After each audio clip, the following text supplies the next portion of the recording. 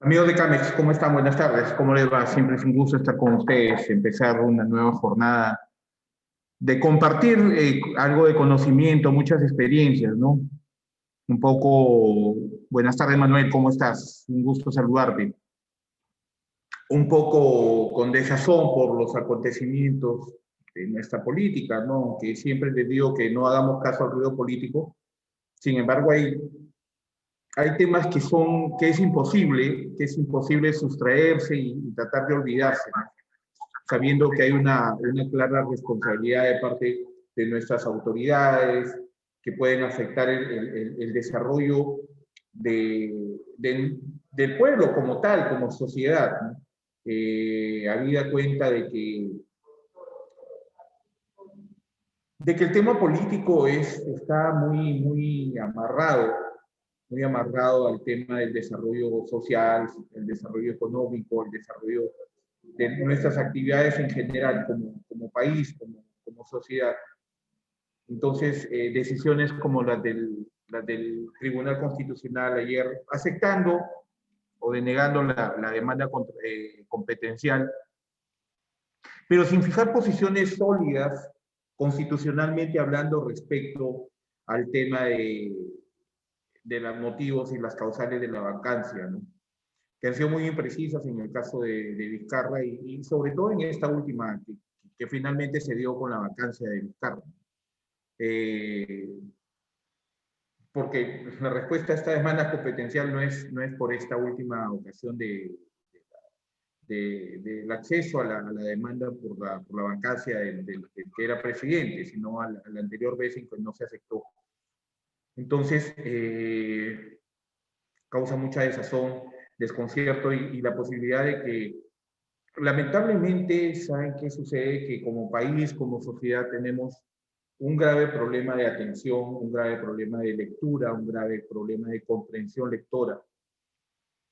Entonces, amarrado al tema de que las cuestiones educativas en el Perú son complicadas, la educación no llega a todos, no llega adecuadamente a todos, llega distorsionada. Entonces, no tenemos una conciencia electoral, no tenemos una conciencia cívica, considero yo, y nos involucramos todos, porque no es solamente decir el de allá lo hace mal y yo lo hago bien, no, es una situación sine qua non para todos, ¿ok? Y vemos en mi caso, con mucha desazón, con mucha pena, ver que prevalecen siempre los intereses, ¿no? Los intereses políticos, los intereses personales, ¿no? Y no vemos con esperanza el futuro inmediato, ni siquiera es de mediano o de largo plazo, es el futuro inmediato de nuestra sociedad como tal. Y eso nos afecta, obviamente, nos afecta porque ¿qué va a pasar después? O sea, prácticamente es el mismo cheque en blanco que tenía, por ejemplo, el tema del poder legislativo o el poder legislativo en sí mismo, el cheque en blanco de decirle al gobierno, haz las cosas que yo quiero que hagas, porque si no, mira, te voy a vacar, mira, te voy a censurar ministros, mira, voy a estar pendiente de a ver qué haces para oponerme. Entonces, se convierte en una espada de Damocles para los gobernantes de turno si es que no tienen una mayoría parlamentaria, si no están sólidamente representados en el Parlamento.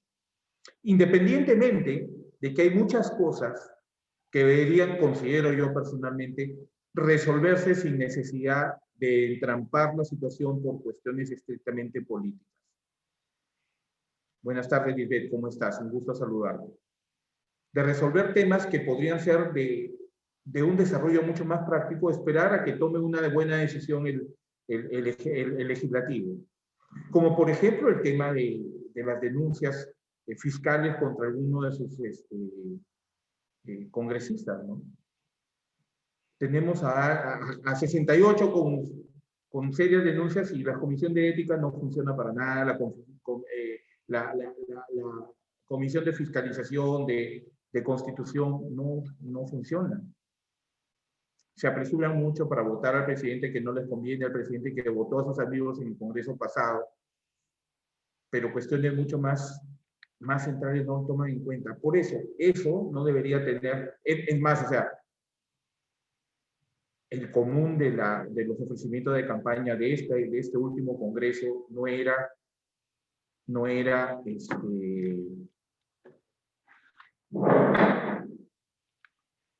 el tema de la inmunidad parlamentaria, y nadie lo ha puesto sobre el tapete. Y es más, o sea, silban para otro lado cuando se nos hace recordar, se molesta. En el último referéndum se dijo no a la bicameralidad.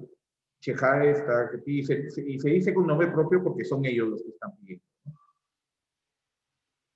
Se han ido con todo contra la reforma universitaria, que a Dios gracias este nuevo gobierno de transición y todo como que ha puesto coto a ellos, ¿no? Sin hablar de las aspiraciones de liberar a alguien que esté en la cárcel, ¿no?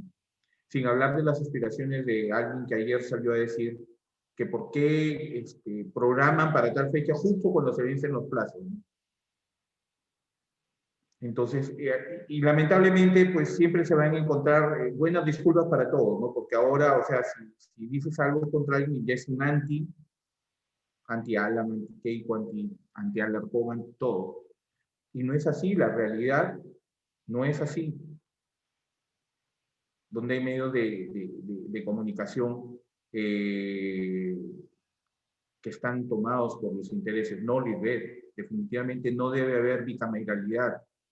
Por esa bicameralidad hemos tenido eternamente a los bitochos, eternamente a la Salgado, esperando que se vuelva a la bicameralidad para que ellos pasen de ser diputados a ser senadores. No debe existir, no debería existir. No creo en la bicameralidad. No en países con poca educación, con poca cuestión cívica como el nuestro. Porque, y fíjate en la historia, y en la historia muy lejana, el senador era un patricio, y la condición de patricio era de alguien honorable, respetable, intachable, impoluto en su conducta social, política y económica. ¿Tú crees que alguno de los que están ahora, tú crees que Chejade, teniendo a su hermano en la cárcel por él, se merece ser senador? ¿Tú crees que un primer ministro como el que hemos tenido la semana pasada, que no sabía ni dónde estaba su presidente, se merece ser senador? Entonces, y lamentablemente se tiene que personalizar porque tiene ese ejemplo muy claro, ¿no? Porque no es la idea, esto no es político, esto debería ser técnico. Y lamentablemente no hay una tendencia que se busque lo técnico, porque hasta inclusive, y lo comenté en esa época, que estamos hablando del mes de julio más o menos, cuando salió Socorro Heisen, la superintendente de Banca y Seguros, a hablar de temas que, que tenían que ver con temas técnicos y no con temas, con temas políticos y no técnicos respecto al tema de la cadena de pago. Entonces, no. Y sí, o sea, Jorge, de verdad que creo que el menor de los problemas en una economía que debe ser boyante y que no está mala la economía en el Perú, porque si imagínate si estuviéramos tan mal en la economía, ¿cómo nos hubiera ido con la pandemia? ¿Por qué crees que hay mucho interés en que se haga esto? ¿Por qué crees que, por ejemplo, lo que le llaman la repartija, voten a favor de la vacancia y si no votan, mira, vamos a matar sus proyectos, pero si votan a favor, mira, tengo entidades del Estado que tienen gasto público a carta abierta. Hay plata. Hay plata, hay. ¿Por qué crees que Reactiva salió así al toque? Y con la garantía del Estado, porque sabemos que nadie de los beneficiados con Reactiva, te aseguro que el 99% no va a pagar. Entonces, el tema del aumento del gasto público sí, pues, es complicado. Alguien comentaba ayer en Facebook, sí, pues, salió el presidente, el de ahora, Sagasti, a decir, nos tenemos que endeudar no sé cuántos miles de millones de dólares para sostener el gasto público del presupuesto del siguiente año. ¿Y por qué, por ejemplo, respecto a lo que toca Jorge, en vez de pensar en endeudarse por el gasto público, no dice, ¿sabes qué? Vamos a quitarle el sueldo vitalicio a los presidentes, que el 90% creo que están en la cárcel. Vamos a quitarle los seguros, aparte del sueldo vitalicio, tienen gasolina, tienen seguridad, tienen vehículo, tienen pago de algunos servicios. Entonces, Sí, este espacio no es político y lo que estoy hablando es estrictamente técnico, porque es lo técnico lo que nos conlleva a decir, oye, sistema financiero, no te molestes con el cliente, mejor ofrécele mejores servicios. Porque es lo que nos corresponde. Tal vez no nos corresponda hablar de temas estrictamente políticos, porque lo que se ve lamentablemente es el ruido político. Pero ya, vamos a trasladarlo a lo nuestro, que es el tema del sistema financiero. ¿Cómo le dices a un cliente, te estoy cobrando un producto financiero caro y ni siquiera te doy buena asesoría? ¿Cómo le dices al cliente, oye, págame, si ni siquiera vas como asesor a decirle, sabes qué, mira, vamos a hacer tal o cual medida, vamos a tomar tal o cual medida, que me lo indica tu flujo de caja, el flujo de caja que mi asesor de crédito te planteó con, por ejemplo, sus análisis de sensibilidad para que en estos momentos de crisis tú tomes esta acción y podamos salir adelante juntos? Y te digo juntos porque yo como institución financiera necesito que tú tengas al día tus pagos, pero para eso voy a tener que trabajar directamente contigo en el desarrollo de tu proyecto, de tu negocio, para que tengas el éxito debido que te permita cumplir con la cadena de pagos y no incumplir con el cronograma establecido en el crédito. Que yo te evalué, que yo como asesor de que te evalué y determiné que me podías pagar. Entonces, veamos desde el punto de vista estrictamente técnico, desde la zona, ojo, desde la zona, y no la zona de confort, sino desde esa zona donde decimos, oye, hoy en día debemos hacer las cosas diferentes. Hoy en día chapamos la lanza y salimos a pelearla. Suena bonito, sí son mensajes alentadores, de impacto, si se quiere llamar. Pero es la realidad, es lo que exige la actual realidad, la nueva normalidad, que le queremos llamar porque eso es ya la etiqueta, lo in, lo de moda, lo de tendencia actual, lo top trending, como se llaman los millennials, eso sí, o sea. Pero es algo que hemos debido hacer siempre. Mitigamos riesgos, realmente mitigamos riesgos. Lo que le decía ayer, revolución digital. Sí, revolución digital con clientes que no saben encender una computadora.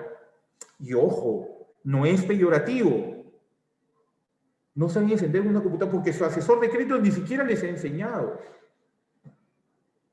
Porque de repente el cliente es una persona muy mayor, acostumbrada a un negocio tradicional, donde todo lo lleva en un cuadernito y no existe una computadora, no tiene el hijo, el padre o el hermano o el nieto que le ayude a realizar una operación por internet.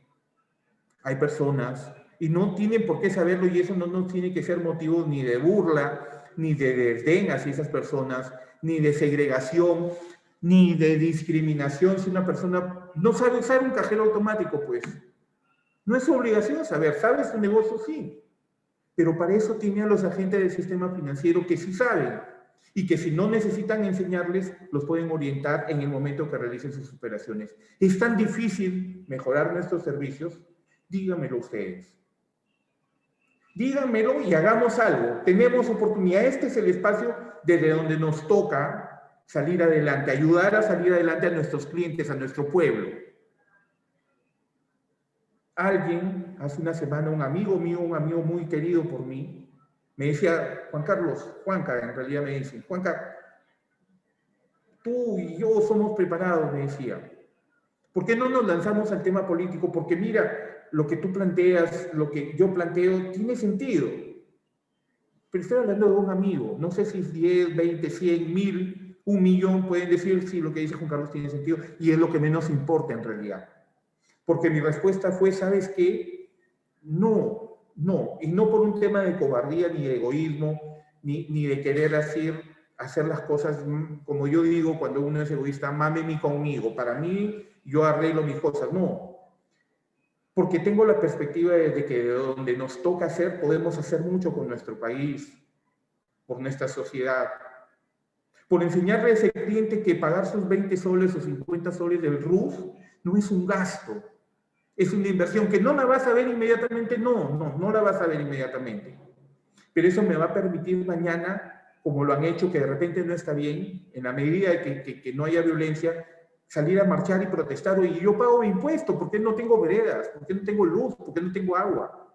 Mi negocio se está cayendo porque no hay acceso a que lleguen mis clientes. Eso nos toca. Y yo le respondí a mi amigo, ¿sabes qué? Lamentablemente nuestra gente, nuestro país, necesita de alguien verdaderamente preparado. Nosotros tenemos herramientas, estamos preparados, pero no a la altura de lo que quiere nuestro país. Eternamente no vamos a estar a la altura tampoco, porque eso sería conformismo. Pero podemos caminar en el día a día. Ya no solamente quedarnos en el buenos días, buenas tardes, buenas noches, qué amable que eres, me encanta atenderlos, me gusta estar con ustedes, es una alegría tenerte como cliente. No, no queremos solamente eso. Queremos eso junto de la mano de un buen servicio. Donde el cliente te pregunte, Jorge, Lisbeth, ¿qué es el Fondo de Seguro de Depósitos?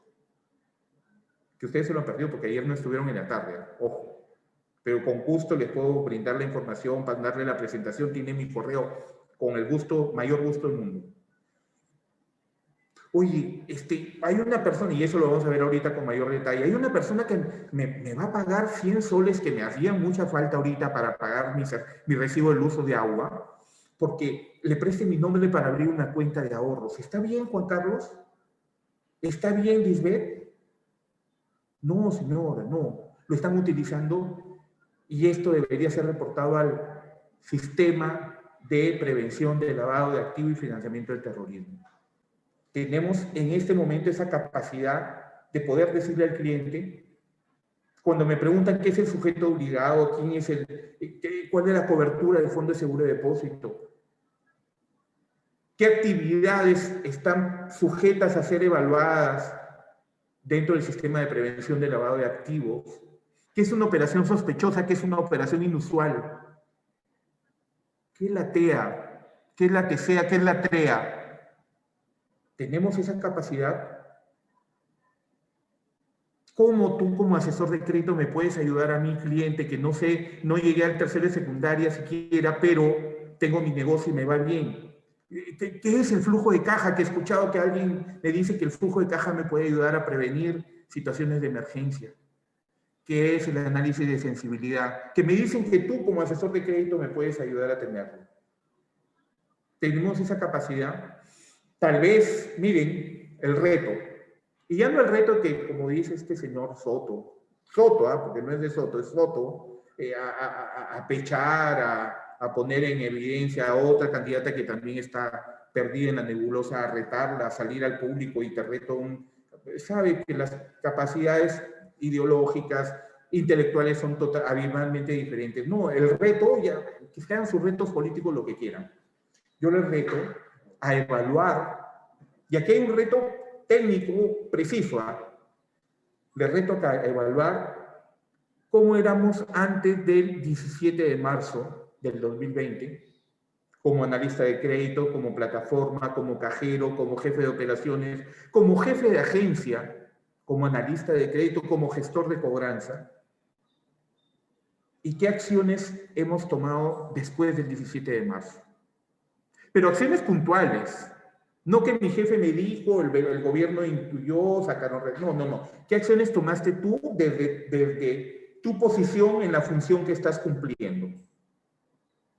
¿Y qué estás haciendo igual que el anterior, que antes del 17 de marzo? ¿Qué estás haciendo diferente? ¿Tu FODA cambió? Es más, ¿has hecho FODA después del 17 de marzo?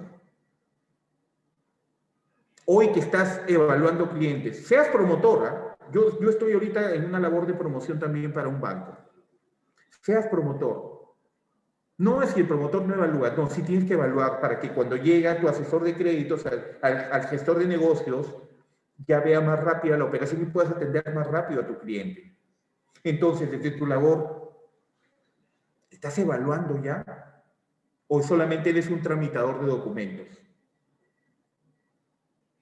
¿Por qué creen que muchos infames, por darles una etiqueta elegante, digamos, educada por lo menos, infames analistas de crédito o asesor de negocios, Hemos mirado, porque en algún momento yo también lo he hecho infamemente, mirar con desdeño a un promotor de créditos. Oye, se gana su comisión nada más, ¿sí? Pero la TEA camina más que tú, pues. Porque posiblemente el sábado en la tarde, cuando tú ya estás tirando tu chelita, jugando tu fulbito, descansando en tu casa, ese promotor está buscando clientes. Entonces, ¿por qué no tomas de la mano a ese promotor y comienzas a trabajar en conjunto? Mira, ¿sabes qué? Para que fluyan más las operaciones, para que podamos tener mayor cobertura de atención a nuestros clientes, ven, mira, te voy a enseñar esto, esto, esto. Y comienzas a exigirle, porque como le enseñas, debe mejorar. Y como mejora, los resultados también pueden mejorar. Pero si estás esperando el fin de semana para hoy seguir tratando mal a este promotor que te trae, que alimenta tu cartera comercialmente, vamos a seguir igual que antes del 17 de marzo. ¿Qué has hecho tú después del 17 de marzo para que las cosas mejoren? ¿Qué estás haciendo tú desde el 17 de marzo hacia adelante para entrar a esa nueva normalidad? ¿Debes replantear cosas? Sí. ¿Te has puesto a averiguar? Mira, ni siquiera voy a hablar de cartera. En tu entorno social, en tu entorno familiar, en tu entorno vecinal. ¿Cuántos nuevos emprendedores hay? Y has echado pluma que del 17 de marzo, estamos marzo, abril, mayo, junio, julio, agosto, septiembre, octubre, noviembre, han pasado 8 meses. ¿Ya has podido atender a alguno con un crédito aunque sea de 500 soles? Si has querido entrar a un crédito de 500, porque como eres un analista ya recorrido, tú no otorgas crédito de 500, tú otorgas de 50,000 para arriba, ¿no es cierto? No has cambiado, pues. No has cambiado en la nueva normalidad. Sigue siendo tan soberbio como lo éramos antes. Sí, ¿verdad? El promotor debe hacer una evaluación para que ver si ese prospecto va a poder acceder al crédito y que sea más rápido el trámite cuando se le pase en la lista. Voy a ser antipático contigo, Lisbeth. Está totalmente perfecto lo que me dices. ¿Qué te parece? ¿Qué te parece si tú, analista de crédito, asumo que lo eres, miras a tu promotor y no solamente le exiges que haga una pequeña evaluación para ver si califica el crédito? Que a esa evaluación pequeña que debe realizar el promotor, porque más tal vez no le puedas exigir por temas de perfil profesional, por temas de rapidez comercial, ojo, le pides que no solamente vea si califica o no califica para el crédito, sino que si hace una tendencia y rápida, no necesita ser tan detallada, de un flujo de caja, va a poder pagar en el tiempo el crédito al que está aspirando. Que lo perfile, que perfile al cliente, al prospecto de cliente que tiene, como que va a ser un buen pagador, como que va a poder acceder a tus servicios de asesor de crédito. Te aseguro que no te vas a querer desprender nunca de ese promotor, te lo aseguro. Pero tú tienes que enseñarle a realizar ese trabajo. Pero tú le respondes a ese promotor, porque si él va a tomar el tiempo para que en vez de atender 5, ahora tenga que atender 3 porque dedica un poco más de tiempo a sus clientes, tú debes responder a tu promotor con la rapidez de la evaluación. Entonces vas a hacer que ese promotor tenga que trabajar un poquito más, pero va a ganar también un poco más. Porque sí, pues demora un poco más de tiempo en atender a un cliente, entonces por lo tanto su labor comercial se restringe un poco en tiempo, ya no atiende a 3 en el día, sino atiende a 2 o a 1, pero ese 1 ya no sale en 4 días, ese 1 sale en 24 horas, entonces compensa los tiempos que va a tomar. Entonces te trae algo bueno, como te trae algo mucho mejor, digamos, coloquialmente, mucho más masticado, tú lo único que haces es procesarlo y desembolsar. Entonces va a haber una compensación.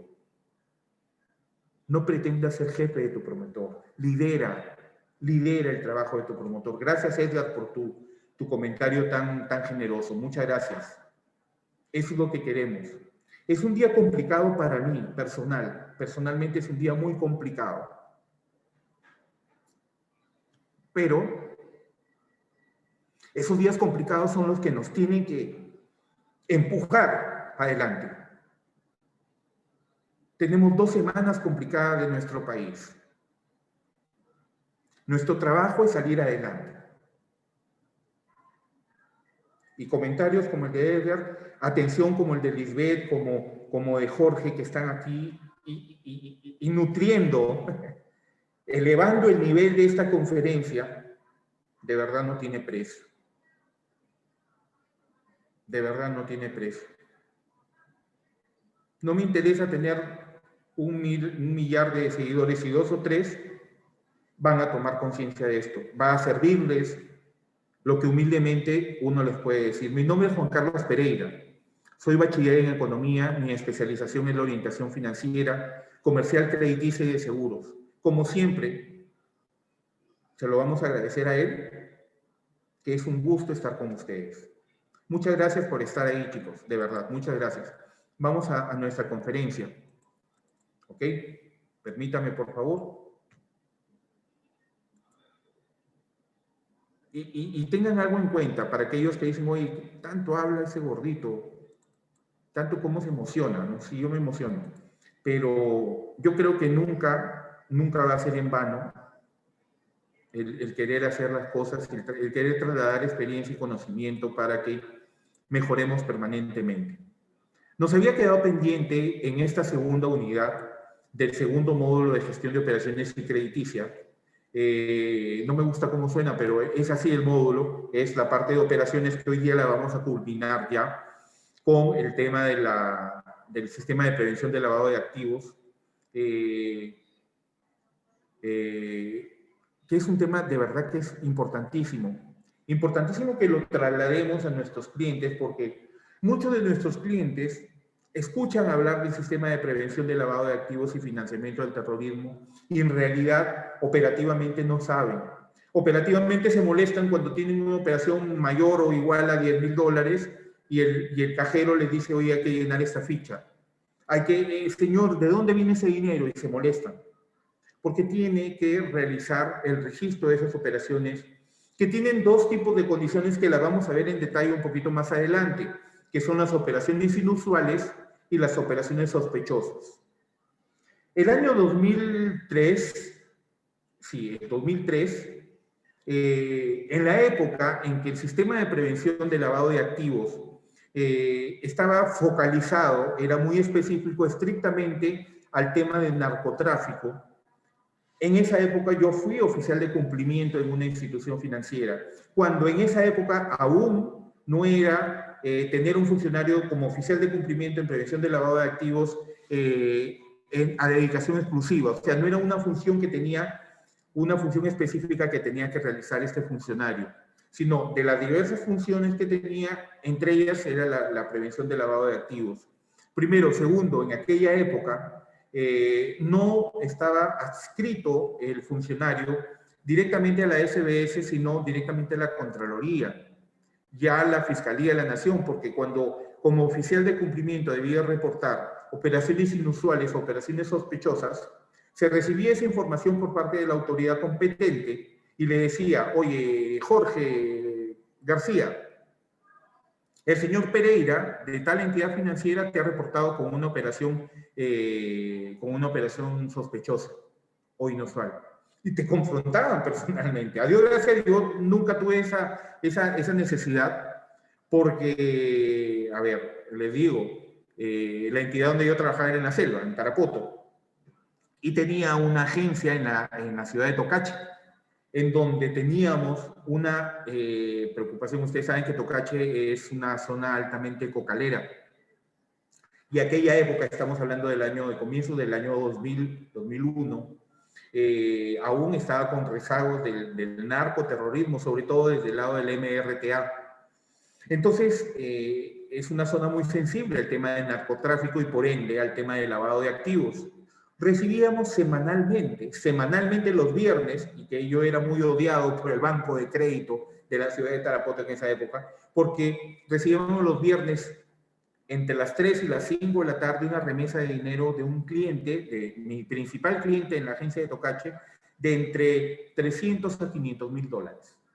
Por movimientos comerciales, porque habían aserraderos, habían, por ejemplo, algo que me da mucha pena, se había dejado 14.000 hectáreas de papaya, de semillas de papaya, por convertirlas en hoja de coca.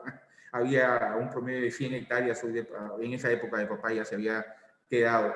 Por ejemplo, ¿no? Lo que había traído de subdesarrollo del narcotráfico. Pero esta agencia de Tocache nos reportaba y nos enviaba vía aérea de Tocache a Tarapoto una remesa semanal en promedio, como le digo, de 300 a 500 mil dólares. Producto de todo el trabajo que hacía durante toda una semana, recolección de ese dinero. Era una agencia, una empresa de cambio totalmente registrada, totalmente revisada, totalmente auditada por la misma superintendencia inclusive. Entonces, mayor riesgo de tema de lavado de activos no había porque estábamos premunidos de algo que es esencial y hoy en día lo es más aún. El principal objetivo o el principal respaldo de una política del sistema de prevención del lavado de activos y financiamiento del terrorismo, que es conoce a tu cliente. El principal resguardo para que lleves a cabo una efectiva política de prevención del lavado de activos es conocer a tu cliente. Y es ahí, a partir de eso, es que nacen las operaciones inusuales u operaciones sospechosas. Pero terminando el tema de Tarapoto, llegaba esa avioneta y yo tenía que ir al banco porque por cuestiones de límites de seguridad yo no podía tener tamaña cantidad de dinero en mi bóveda. No así el banco de crédito, que era un banco donde nosotros como entidad teníamos nuestras cuentas. Entonces a veces llegaba a 5:30 de la tarde al banco de crédito a que me cuenten 500 mil dólares en billetes de 20. Me odiaban. Me costaba el ceviche todos los sábados, porque le estoy hablando los viernes. Tenía que invitarles un ceviche al administrador del banco de crédito de esa época. Muy buenos amigos, muy buenas personas. Pero eso es lo que se tenía que hacer. Y como yo era el jefe de operaciones de toda la caja rural, de donde trabajaba, de la empresa de donde les comento esto, y a la vez, como jefe de operaciones, era el oficial de cumplimiento, pues me encargaba directamente de realizar toda la tramitología, si cabe el término, del procesamiento de esta operación y poderla reportar e informar. Entonces, basado en ello, es que no necesariamente, a pesar de los volúmenes altos de dinero que teníamos que manejar desde una agencia, de una localización geográfica complicada con temas de narcotráfico y de terrorismo, bajo la política de conoce a tu cliente teníamos todas las seguridades del mundo, ¿no? Entonces, sí se reportaba la operación por el volumen, pero no necesariamente como inusual o sospechoso. Y así una pincelada rápida porque lo vamos a ver. Inusual es algo que no ocurre frecuentemente. Por ejemplo, tú cajero que atiendes al señor Miguel Rodríguez, jubilado de salud, y que todos los meses viene el día primero de cada mes a depositarte lo que sacó del Banco de la Nación, que es su sueldo mensual, y te dice, hola hijito, te vengo a depositar mi sueldo que me han pagado el 31, y te deposita todos los meses 1.500 soles, todos los meses, puntual, todos los meses, el primero, ¿sabes qué? Viene el señor Rodríguez y te busca a ti, Juan Carlos Pereira, que eres el cajero, y es más, o sea, te busca a ti porque entabló confianza contigo, una amistad, y tú conoces. Todos los meses, puntual, el cliente viene y te deposita 1.500 soles. Sin embargo, llega un mes, que viene el día 17 del mes. Hola, Juan Carlitos, señor Miguel, ¿qué pasó? ¿Le he pagado antes? No, tengo un dinerito que lo voy a depositar, 20.000 dólares. Como tú eres un funcionario de una entidad financiera y has internalizado el sistema de prevención de lavado de activos, aun cuando sepas que el señor Rodríguez es un señor honorable, lo conoces, has tenido la oportunidad de visitar en algún momento su domicilio para ubicar bajo la política de conoce a tu cliente, pero de pronto, cuando tienes 3 años puntualmente, el primero de cada mes depositándote 1.500 soles, el 17 de ese mes viene con 15.000 dólares. Y este mes sucedió eso. Ya es inusual, ni siquiera es sospechoso para ti. El siguiente mes viene el primero a depositar sus 1.500. Si se aparece el día 6, con 15.000 dólares más. Otra operación inusual. Ya va convirtiéndose ya más que en inusuales en sospechoso. Inusual es algo que no ocurre frecuentemente. Pero como viene algo y te parece inusual, Siempre guíate de tu instinto, de tu primera intención, de tu primera reacción. Esto no es normal. Señor Miguel, fírmeme acá y reportaste tu operación inusual. Inusual. Y más aún, aparte de ser una operación inusual, como es $15.000, la norma te dice que a partir de $10.000 debes reportar la operación y el destino y el origen de los fondos. Es el reporte de origen de fondos, que es hacerlo llenar y firmar al cliente. Entonces te amparas. Cúbrete tú la espalda con mi dolor, dice la canción. Entonces, tú ya estás reportando una operación inusual. Pero de pronto viene el 6, viene el 15, viene el 10, 17, 10, ya son operaciones sospechosas. Y dentro de la política de prevención del lavado de activo, no es solamente una operación sospechosa o inusual, una única operación que, bueno, nunca más la volvió a hacer, pero fue inusual, de $10.000, $15.000, sino también hay la prevención respecto al pitufeo. ¿Qué es el pitufeo? Se refiere a los pitufos, ¿recuerdan los pitufos? Los suspiritos azules, chiquitos. El pitufeo dice que no, como el que quiere lavar activos sabe que a partir de operaciones de $10.000 van a ser registradas, te manda con $8.000 hoy día. Pasado mañana te trae $7.000 y así, pequeñas o menores cantidades. Pitufea un gran bolso. Pero la norma te dice que si tú identificas esas operaciones que pueden ser pitufeo y llegan a sumar 50.000 soles, también debes reportarla como operación inusual. Hay operaciones únicas por $10.000 o más y hay operaciones varias de $50.000 a más si suman con esa frecuencia las operaciones. Y ojo, porque tu obligación como cajero es saber si el señor Miguel Rodríguez dice, no, mira, Juan Carlos ya se puso mosca con esto, ¿no? Entonces, me voy a otro cajero y lo ves pasar y no se atendió contigo.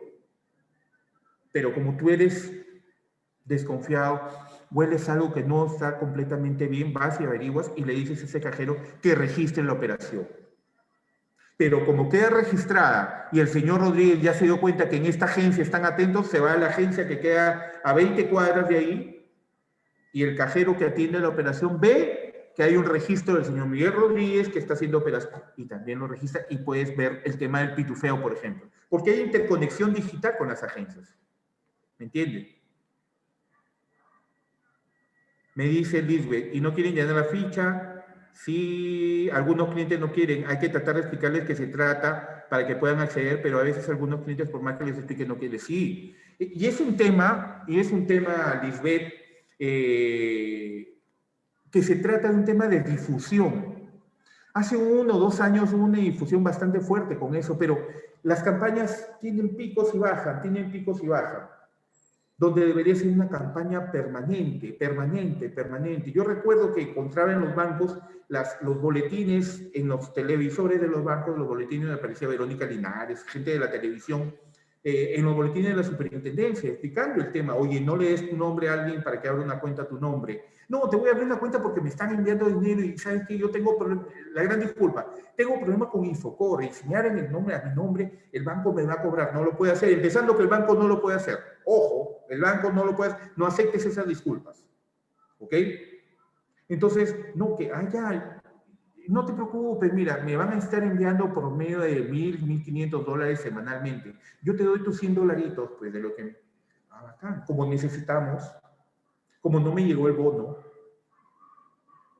nadie a $100 no le cae, 150 soles, a nadie le cae mal. Imagínate que sea semanal y te dice 350 soles por 4. Estamos hablando de que 1.400 soles, que a nadie le cae nada mal, ¿no? Pero ¿y qué tal si es lavado de activos? ¿Qué tal si es financiamiento para el terrorismo? Entonces, es imperativo que tú, funcionario de una entidad financiera, instruyas a tu cliente, a tu personal. El sistema de prevención, las políticas del sistema de prevención del lavado de activos y financiamiento del terrorismo deben ser integrales, holísticas, deben llegar a todos los estamentos de tu entidad financiera. Si tú lo conoces, si tú lo tienes bien acendrado, bien internalizado, bien comprendido, bien aprehendido, trasládalo a quienes ves, con quienes ves que no tienen interés o mucho conocimiento al respecto. Es importante. Porque hay funcionarios novatos que no le dan importancia a este tema y pueden caer en serios errores. Tienes un cliente en crédito, fíjate, en créditos, tienes un cliente que nunca te paga, todos los meses es un problema para que te pague, y de pronto viene y te pagó todo el crédito. Uy, ¿qué pasó? O tu evaluación fue mala y le diste en realidad para que juegue la tinca, para que juegue panderitos, para que juegue juntas y recibió su junta y bueno, mejor le pago a este antipático malgeniado de Juan Carlos que me viene a cobrar de mala forma todos los meses. No, posiblemente este es un negocio de lavado de activos. Y a ellos no les interesa decir, bueno, ya lo pagué. No, porque el objetivo no es ni siquiera decir, lo estoy perdiendo. Les aseguro que no pierden. Es hacer que ese dinero sucio entre al torrente legal. Esa es la prevención del lavado de activos. Que dinero que proviene de actividades ilícitas, narcotráfico, prostitución, trata de personas, crimen organizado, robos, asaltos, entren dinero ilegal al torrente financiero. Ese es el blanqueo. Ese es el blanqueo de capitales. Ojo con el examen.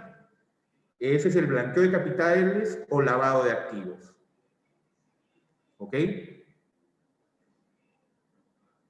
No, Edgar, gracias. Sigues, Edgar, con tus comentarios tan generosos. Muchas gracias. ¿El cliente tiene que firmar el reporte inusual o yo lo relleno y lo envío al área encargada sin su firma? A ver, por un tema de sentido común de la institución, ni siquiera tuyo, porque tú cumples una función, Lisbeth. Lo que le vas a hacer firmar al cliente es el reporte de origen de fondos. Eso lo tiene que firmar el cliente sí o sí. Entiendo, no he visto la papelería última de estos formatos, pero entiendo que si esa es una operación que tú consideras como funcionario que es un inusual, entonces el cliente ha firmado el origen de fondos, porque tiene su obligación, es obligado a firmarlo. Iván, ¿cómo estás? Buenas tardes, bienvenido. Está en la obligación de firmar la declaración de origen de fondos, así se llama el documento. Si tú como funcionario consideras que es una operación inusual, tú le haces una acotación, digamos, un proveído a ese documento, donde reportas a tu jefatura de operaciones o al oficial de cumplimiento, que es el que permanentemente recibe de todas las instancias, ojo, no es solamente el tema operativo, crédito de ahorros, operaciones, porque el banco, la entidad financiera, también hace negocios de otra naturaleza que no son necesariamente de manejo de operaciones o de créditos directamente del oficial de créditos. De todas las instancias, de todos los estamentos del banco, el oficial de cumplimiento debe recibir información. Obviamente que va a tener prioridad aquellas operaciones inusuales y con mucha más razón las operaciones sospechosas. Porque, a ver, no le puede decir pues al cojo Denis o al loco Perochena, fírmame esta operación porque creo que es sospechosa. ¿Me entiendes? Entonces es un tema también de manejo, de sentido común y de manejo de lo que tú conversas con el cliente. Obviamente, pues no te vas a poner en bandeja de alguien que sospechas que es un delincuente. ¿Me entiendes? Es un tema de sentido común también. No te lo va a firmar el cliente. Lo que sí te tiene que firmar necesariamente es el formulario de origen de fondos. ¿Ok? Desde el punto de vista conceptual, permítame por favor, desde el punto de vista conceptual, el lavado de activos es el proceso a través del cual se busca dar apariencia de legalidad a las ganancias obtenidas a través de una actividad ilícita, es lo que les decía. ¿Qué papel cumple la SBS en la prevención del lavado de activos? La Superintendencia de Banca de Seguros, como les decía hace un tiempo, sí supervisaba y regulaba e informaba o a la Contraloría General de la República o a la Fiscalía de la Nación. ¿Ok?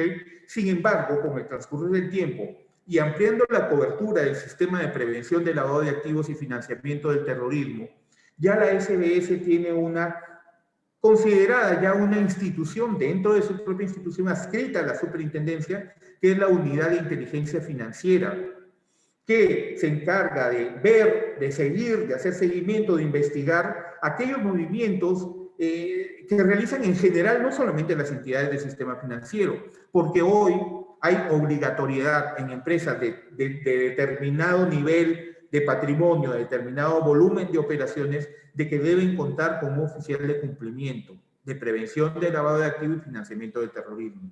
¿Por qué? Porque las actividades ilícitas se pueden instalar en donde menos te imaginas. Yo les contaba lo de Tarapoto. Fíjense que en la época que yo llegué ya estaba en los últimos sectores el tema del terrorismo, ya no había terrorismo prácticamente, pero el narcotráfico había dormido porque había mucha gente que había obtenido ganancias fuertes por el narcotráfico, pero por un tema de viveza no hacían luz, como se dice.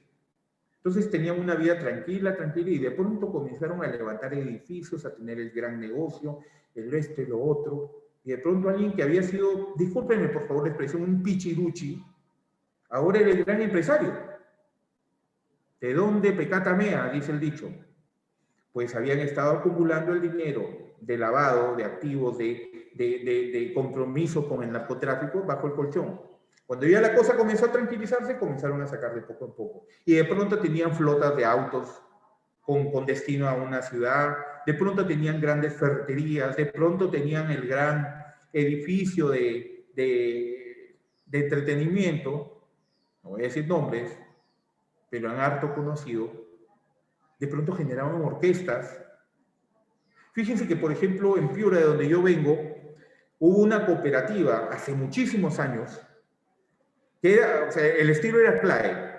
Obviamente, posiblemente había involucramiento de narcotráfico, pero comenzaron a generar grandes ganancias, y de repente el propietario, el dueño de esta cooperativa, el archimultimillonario, ahí estaba lavando activos, lavando dinero.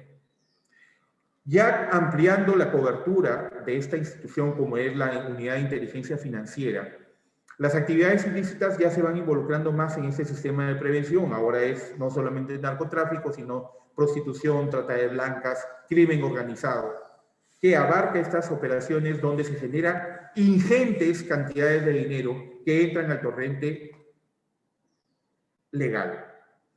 El lavado de activos es un delito que consiste en dar apariencia de legalidad a bienes dinerarios o no, en efectivo o no, que son producto de la comisión de delitos que generan ganancias. Ojo con el examen. ¿Cuáles son las 3 etapas del lavado de dinero? Primero, la colocación. La primera etapa es la disposición física del dinero en efectivo proveniente de actividades delictivas. Ojo con el examen, por favor. Durante esta fase inicial de la colocación, el lavador de dinero introduce sus fondos ilegales en el sistema financiero y otros negocios, tanto nacionales como internacionales. De repente aparecieron los grandes importadores, de repente aparecieron los grandes exportadores. ¿De dónde pecata mea? No se olviden de ese dicho. ¿De dónde pecata mea? La estratificación, la segunda etapa, que es la separación de fondos ilícitos de su fuente mediante una serie de transacciones financieras sofisticadas. Le das vueltas y vueltas al tema, encontrando la posibilidad de por dónde encuentras una rendija para meterte. Porque de verdad, no me acuerdo cómo es el dicho bíblico, pero hasta una aguja podía pasar, o hasta un camello podía pasar por la rendija de una aguja. Así son las actividades ilícitas. Porque si tú dejas alguna apertura en tu sistema, por ahí se puede colar una operación ilícita.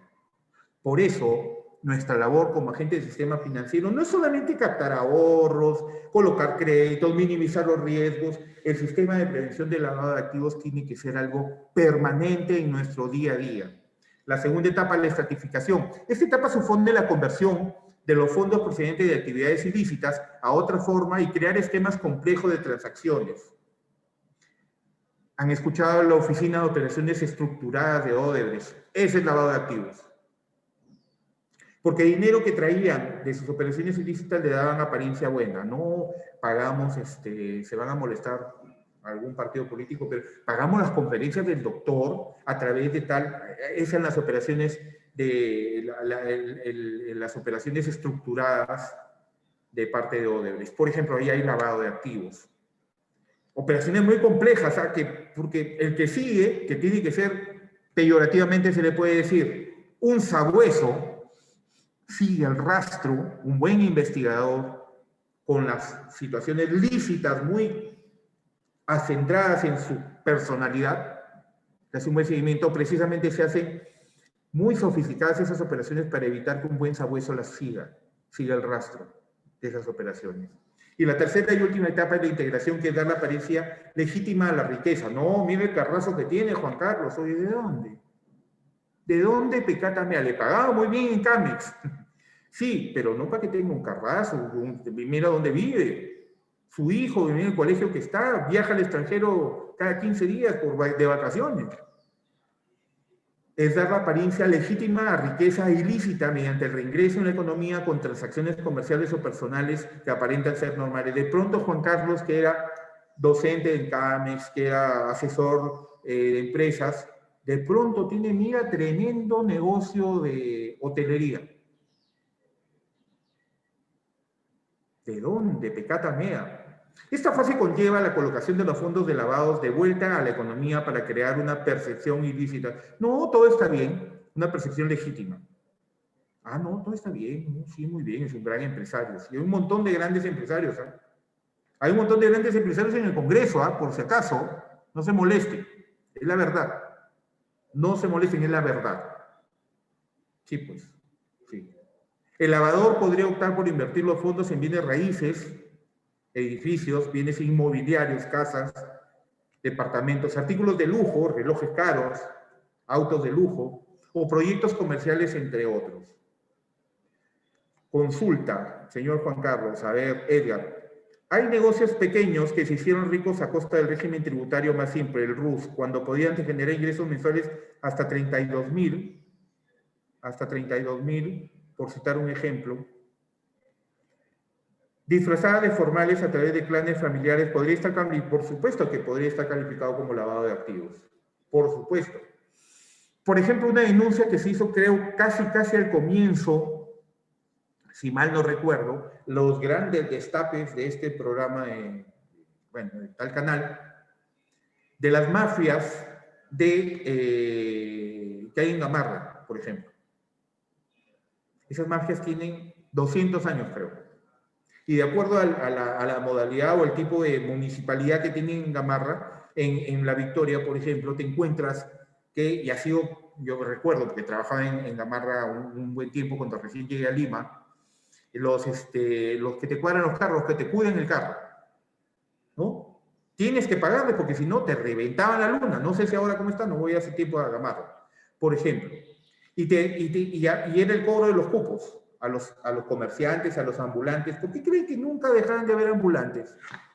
Porque existía esta mafia y esta mafia llegaba hasta las autoridades. No sé qué tanto bueno o mal coto ha puesto el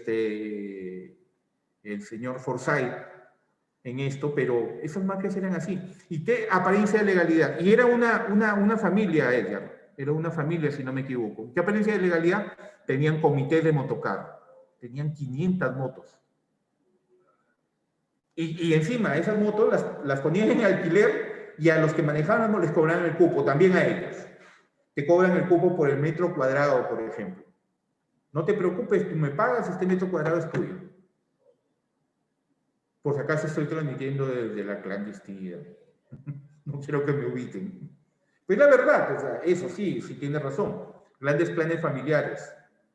El tema donde inclusive ha sido socio un candidato presidencial con el tema de el plan de los Paredes, entre Chimbote y Huaraz, por ejemplo, ¿no?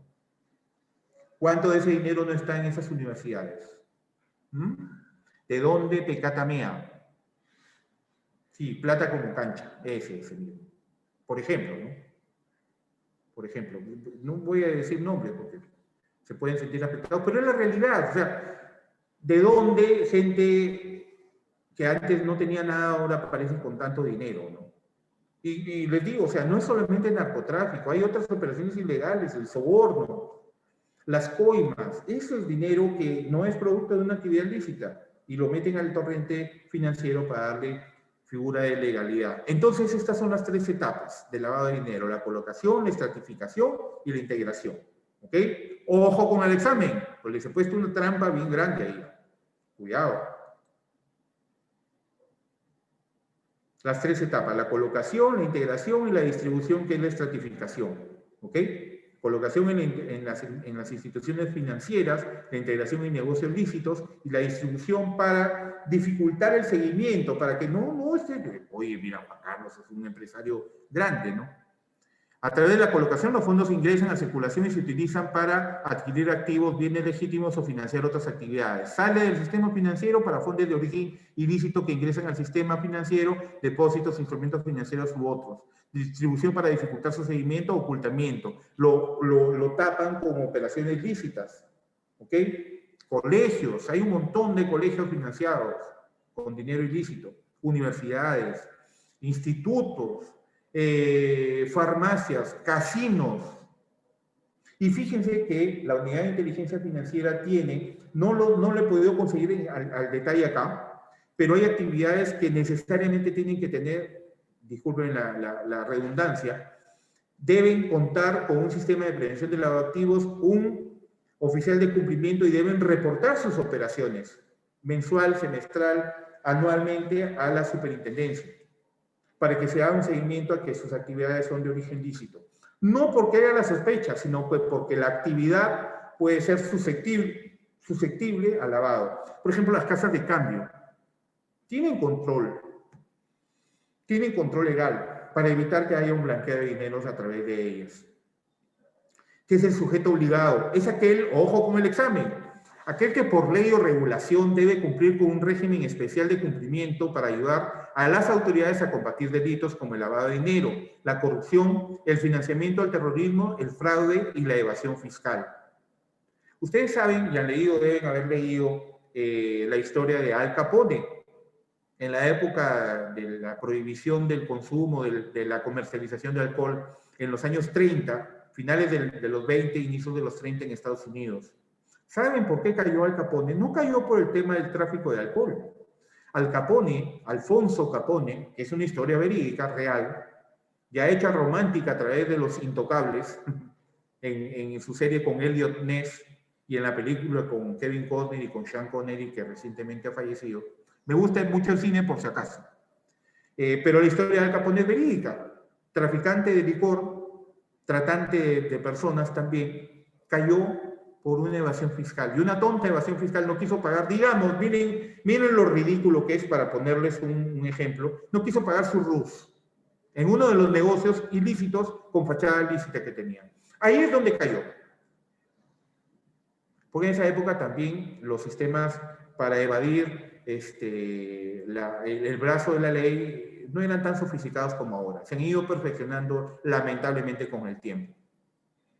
El sistema de prevención del lavado de activos está conformado por las políticas y procedimientos establecidos por los sujetos obligados, que a la sazón son las entidades del sistema financiero. Por ejemplo, de acuerdo a las disposiciones normativas sobre la materia, mediante la gestión de los riesgos de lavado de activos y financiamiento del terrorismo, LAFT, a los que se encuentran expuestos, cuya finalidad es prevenir y evitar que sean utilizados con fines ilícitos vinculados al lavado de activos y al financiamiento del terrorismo, así como por las medidas que establezcan el sujeto obligado para garantizar el deber de reserva indeterminado de la información relacionada con el sistema de prevención del lavado de activos.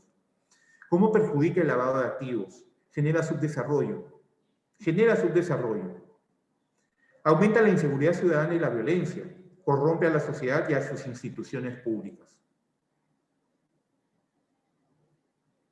El marco legal, hay una resolución de la SBS, la 340 del año 2006, que modifica el reglamento de sanciones. Hay una resolución 816 del año 2005 que hace una corrección. La resolución 11699 del 2008, que se aprueba el reglamento de auditoría a las instituciones, la auditoría interna para empresas bajo supervisión de la Superintendencia de Banca, Seguros y AFP. ¿Ok? Se debe aplicar en las instituciones el Código de Conducta y el Manual para la Prevención. Esta es una obligación legal de las instituciones financieras y muchas de las instituciones que están bajo el control de la Superintendencia para la Prevención del Lavado de Activos y Financiamiento del Terrorismo.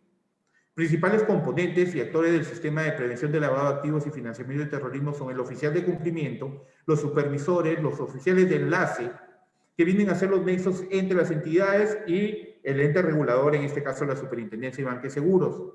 Por ejemplo, ¿qué mecanismos hay de prevención que son totalmente explícitos y de fácil determinación en las instituciones? Es la principal, el conocimiento de tu cliente, conocimiento de tus trabajadores, conocimiento del mercado, los códigos de conducta y capacitación permanente, el registro de operaciones, el reporte de operaciones sospechosas o ROS, y el oficial de cumplimiento de auditoría interna y externa. El oficial de cumplimiento, la auditoría interna y la auditoría externa.